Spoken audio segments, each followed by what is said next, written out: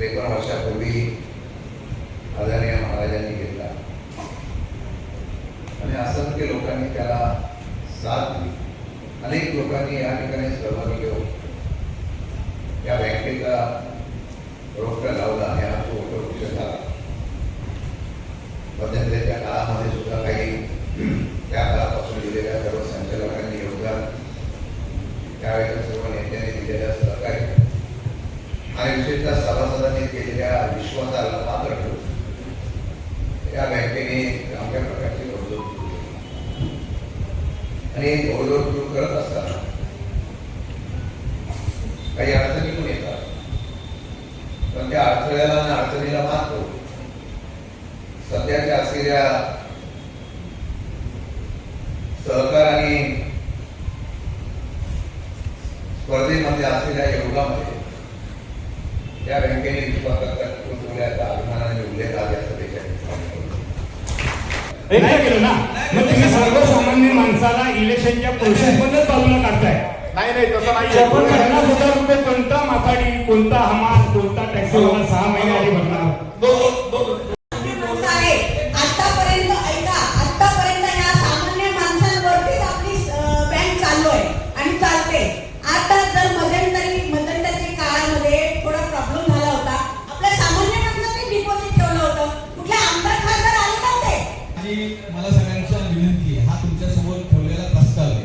या प्रस्तावावर तुम्ही फक्त करू नका, नाही करू, तुम्ही फिक्स बोला. नाही एवढे नाही, आज 15,000 आहे एवढे करा, 1 लाख आहे एवढे करा, असं सूचना करा. गोव्यामध्ये घात नाही तर तुम्ही सगळे लोक तिकडे जास्त लोक आहेत. सूचना चांगली आहे. तिकडे जाऊया आपण मध्य प्रदेश.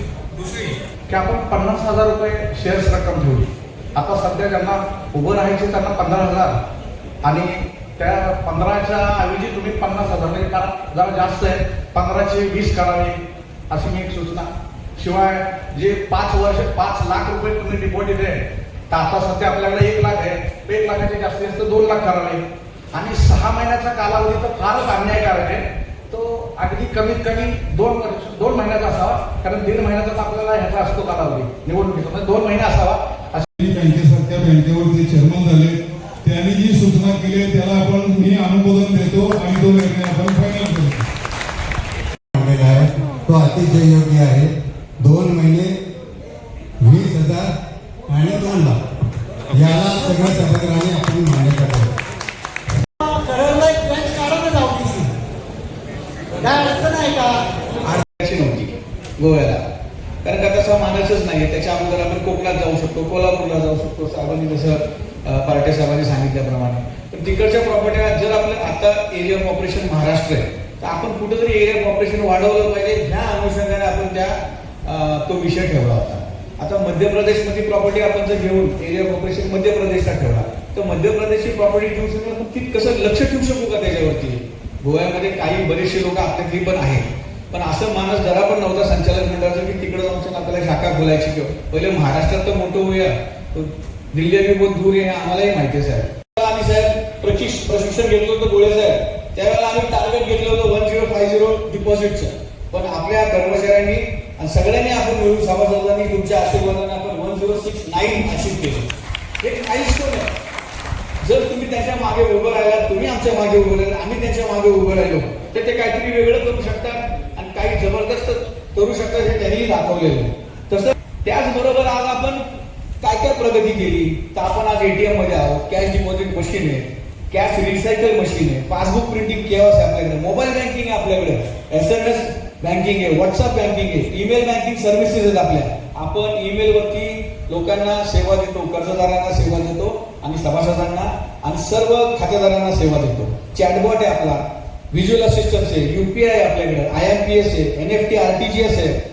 आमच्या या सगळ्या भागाने नुसते 1700 कोटीचा 1500 कोटीचा नाही तर 1700 कोटीचा टप्पा पार पडला. हे खऱ्या अर्थानं अभिनंदन आहे. आताच 5-6 महिन्यापूर्वी एक सहकार मंडळावर अध्यक्ष असणार, ज्याच्याकडे यशवंत सहकारी बँक आपल्या कराडची, मला वाटतं आपल्या जर्मनीत आहे, चरेगावकर, तो भाजपचाच होता. तर कुठलाही असू दे, कुठल्याही संबंधित असू दे, परंतु त्याचं काम होतं की बँक टिकवून ठेवणं.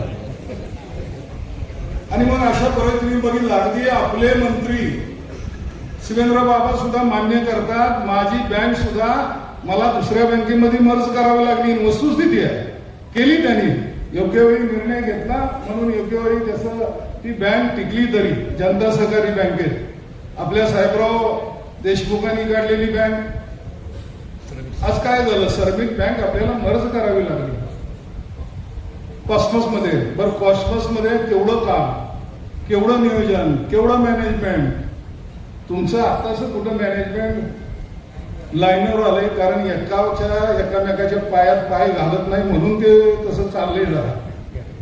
नाहीतर इथून माग प्रत्येक 5 वर्षी 2 वर्षानं हे आता कसलं झालं. आता एकनाथ शिंदेचं काय झालं, ते कुठलं झालं, हे टायगर ऑपरेशन.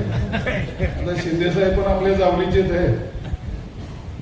तर असं 2.5 वर्षानं यांचं टायगर ऑपरेशन चालू व्हायचं. मग प्रत्येकाला खुर्चीचा वेध लागायचा. हे चेअरमन, मग मी काय चेअरमन व्हायचो नाही. आणि मग माणसं गोळा करायची, मग पुन्हा अविश्वासानाची तयारी करायची.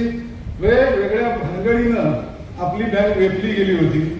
त्याचा वेगवेगळा गणापरी आदरणीय दत्तात्रय महाराज कळंबे आणि बिरारे गुरुजी यांनी शून्यातलं विश्व उभं केलं म्हटलं तर वागू होणार नाही. आपल्या सर्वांना कल्पना आहे